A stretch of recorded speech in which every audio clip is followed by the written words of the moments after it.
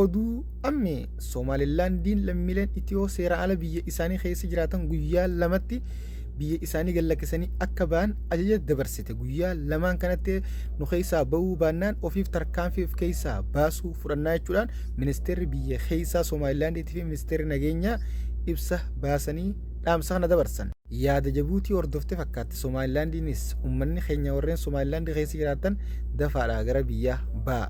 Dheengadda gaafa jechuudha dhimma ulaa galaana irratti Itiyoo fi Somaaliyaa gidduutti rakkoon dhalatte namoota meeqa jechuudha dubartii miciyyoo dhala beree xiqqishoo takka faa gartee san hundaatu jechuudha ajjeefamee hanga har'aan tana ijoolleen gaafsan ajjeefamte gumaa isii namni jechuudha ba'ee fi ba'uu dhabasaa quba qabu namni gala deemee gumaa isaanii baases hin jiru jechuudha.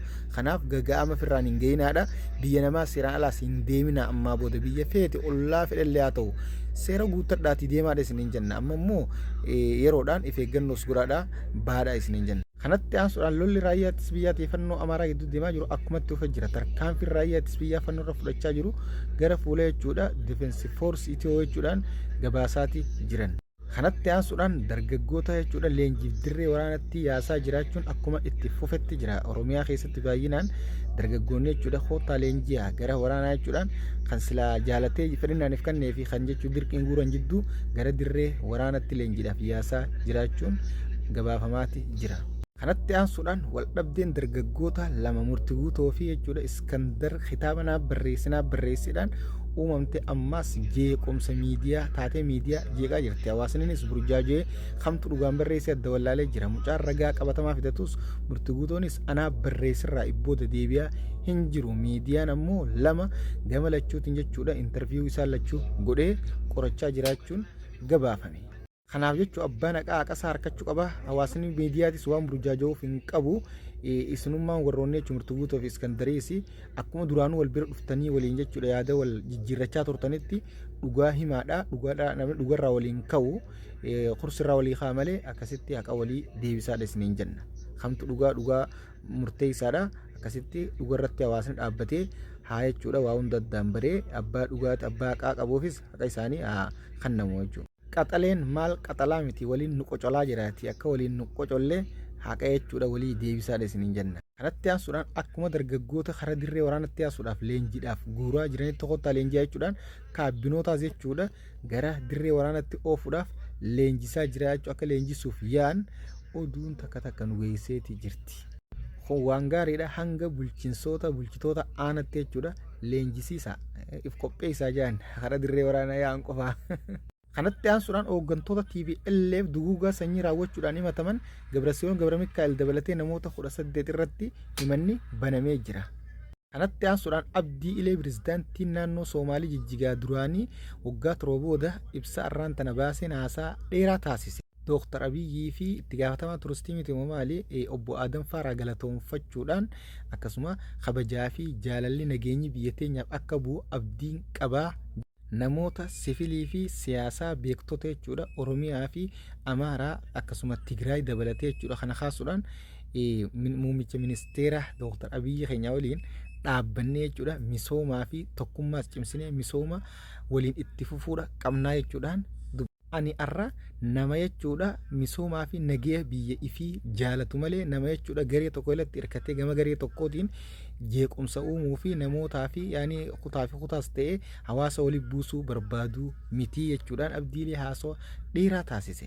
Kana kan taasisee fi dhiyeenya kana Soomaaliyaa keessatti jechuudha rakkoo walxaxaan takka argamteeti akkasuma tarkaanfii jechuudha poolisiin naannoo Soomaalii mucaa dargaggeessa tokko irrattis fudhattee ajjeefte dabalatee abdiilee harka keessaa qaba jechuudhaan garee hidhattoota gaaraati wajjin garee mucaa dargaggeessa kana irraa ajjeesame kana fa'aa keessaa jechuudha kanaa waliin ta'uudhaan shororkaa uumuudhaaf ka'ee jechuudhaan imanni tokko jechuudha qeeqnee irratti kanaan ibsa dheeraa kana taasisee muummee ministeerati wajjin dhaabbachuu qabna biyya teenya jaalalaa fi wannaatu malaan jechuudhaan haasawaa dheeraa taasisee jira abdiilee gadheen gadda Dooktar Abiyyiin hanga tokko hidhee hidhaadhaa baase kanaaf ammaan tana jaalalaa fi tokkummaa jaalachaa dhufe fakkaata.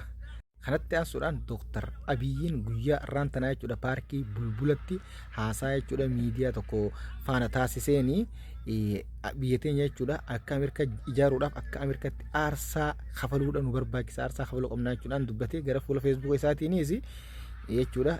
Itoon ammaan tana misoomtee jirti jijjiirama ni jijjiirreennee jechuudha lafaa itti kaanee jechuudha misoomaaf qabsoonis kun uumma jijjiirama bareeda argamsiifnee jirra jechuudhaan dubbateeti jira. Kanatti aansuudhaan guyyaa har'aan tanaa manni marii magaalaa Finfinnee baajata dabalataa birrii biliyeena 10 takka raggaasiseeti jira. Akkasuma namoota afurmoo akkana muudama garagaraa kanneefii jira. Birriin kunis kan misooma magaalattii jechuudha misoomsuuf ooluu akka ooluu dubbatameeti raggaasifamee jira.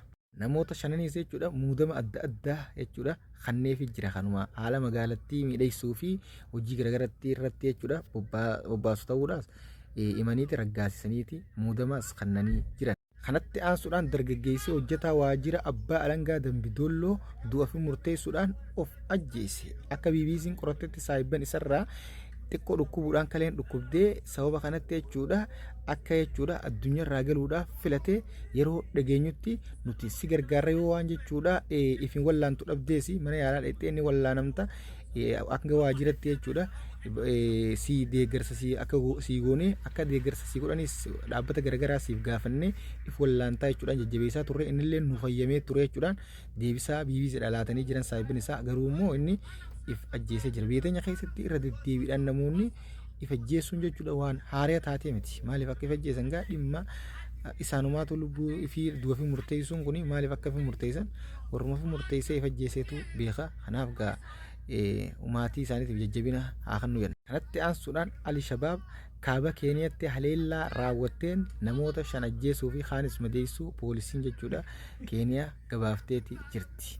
Kanatti aansuudhaan mootummaan Somaaliyaa Hassan Sheikh Mahmud jechuudha Al-Shabaab Al-Qaayidaa tana sodaachuurraa kan ka'e galaana diimaa jechuudha adan kana Suudii wajjin mariirra jiraachuun dhageemeessu harka Suudii galchuudhaaf ta'u akka eegumsa gahaa gootuuf.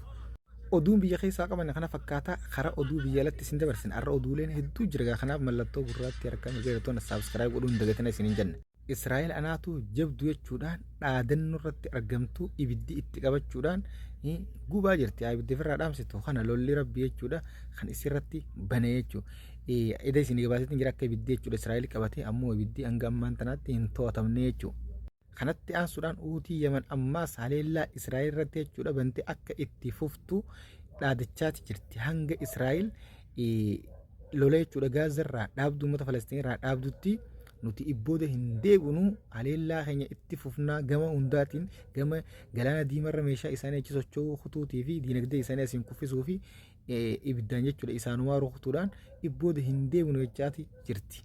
Kanatti aansuudhaan barreessaan olaanaan dhaabbata mootummoota gamtoomanii Antooniyoon lola Gaazaa fi Israa'el kana dhaabuudhaaf mootummoota jechuudha hunda afeerraa waamichaa godhaniifi jiran akka araaraan jechuudha lola kana dhaaban buusan irra deddeebiin dubbachaa jira. Barreessaan dhaabbata mootummoota gamtoomanii olaanaan kun Antooniyoon kun waa'ee Gaazaa kun akka malee isa rakkisaa jirti. Kanaaf addunyaa yoo nu jibbitee saanuu jibbitu jechuudhaan dhugarratti dhaabbatee dhugaa dubbachaa jira. Kanatti aansuudhaan mootummaan Ameerikaa Tiraamp ammaas ibsa duraanii yoo baafne ganaadha baafnaa kan duraanii xiqqaadha jechuudhaan dhaadatee jira. Waa taa'usitti har'aan tana kan duraanii jechuudha eegaan garaan godhufne labsaa jirru waan xiqqaa jaa jira waanuma waan biraa baasuu deema biyya laaqu jira. Akkasuma diinagdeen Ameerikaa jechuudha paarsantii hedduun gabbuutee jiraachuudhaas gabaasa yoo ta'arsi maaliin gabaaseetii jira jechuudha. Kanatti aansuudhaan Morookoon biyyoota ulaa galaanarraa fagaatanii jiran kanneen akka jechuudha Burkina Faso Maalii fi Nijeriif jechuudha ulaa galaanaa hayyamteeti jirti. Galaana Atlaantikiitti jechuudha achi bahu irraa akka hojjetan hayyamtee fi jirti. Akkana biyyattii jechuudha nama jaalattuu fi hawaasa biyya ollaa fi jaalattu biyya akka Morokoo kana ta'uudha qabdi jechuudha. Ta'ulaa galaana irratti nama dura dhaabbattee danqaa nama taate jechuudha. Akka namni hin guddanne jechuudha feetu osoo hin taane akkanatti jechuudha akka Morokoo kana ta'uu qabdi. Morokoon baay'ee nama gammachiifti. Bara 2023 akka jechuudha biyyoota ulaa galaana irraa fagaataniif kannitu dubbattee jirti ammoo kannitee hayyamtee fi jirti jechuudha. Kanatti aansuudhaan pirezidaantii jechuudha Burkina Faso Ibrahim Traoré ta'etti warri lixaa jechuudha aangoo buusuuf dhiibbaa godhaa jira. Kanarratti guyyaa har'aan tanaa hiriira kalee isin himeetiin jira. Itti fufuudhaan dargaggoonni jechuudha Afrikaa baay'een akkasuma dargaggoonni Afrikaa kan biyyoota karaa jechuudha Awurooppaa kana keessa jiraatan gocha Ameerikaa fi Faransaay jechuudha Ibrahim Traoré kanarratti raawwachuudhaaf yaalii godhaa jiran fonqolchaaf irratti hiriira ba'aa jiran jechuudha. Nuti goota leenca Afrikaa jechuudha wajjin jirre jechuudhaan deeggarsa isaatii fi yaani balaaleffannaa uummata kanaa godhaa jiran. Kun cuunfaa oduu guyyaa irraan tanaati. Oduun irraa qabanne kana fakkaata kan biraa tanan godhe deemutti shir du'eetuudhaan facaasaa anka isin dhiyeessu oduu ammeeti. Nu dabalamtanii maatii keenya ta'uu akka hin daganne mallattoo gurraatti harka mirga toona tuquudhaan subscribe godhaa maamiltoonni haaranii jechuudha. Warroonni haaranii gama chaanala kana ammaan tana dhuftan namoonni kunni beektan ganaa liinkiidhaan isin darartu kallattumaan jechuudha. Akka risaalatti isin dhufte jechumaan cuqaastanii jechuudha. Oduulee guyyaa kallattiin haareeta isin bira geessu tan nuti isinii finnu isin bira geesse jechuudha. Dhageeffattan isin jenna galatoomaa sheer godhuudhaan facaasa ammaas namoota hedduu biraan gahaadha isin jenna. Assalaamu alaykum warahmatullaahi wabarakaatuh.